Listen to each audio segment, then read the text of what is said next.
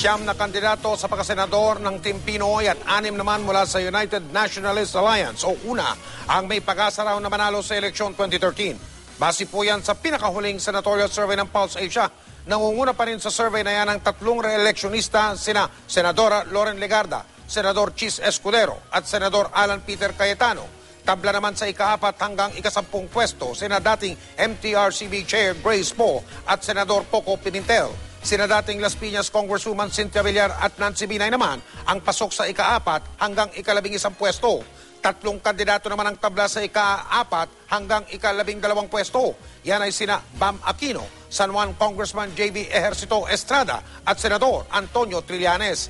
Pang-6 hanggang ika-14 pwesto si Senador Gringo Honasan at humahabol naman sa ika-8 hanggang ika-15 pwesto si Aurora Congressman Sani Angara. Base sa survey, hindi rin nalalayong makapasok sa tinatawag na top 12 sina dating Senador Juan Miguel Zubiri, Congressman Jack Enrile at dating Senador Richard Gordon. 1,800 botante ang tinanong sa survey na isinagawa mula ika-16 hanggang ika-20 ng Marso.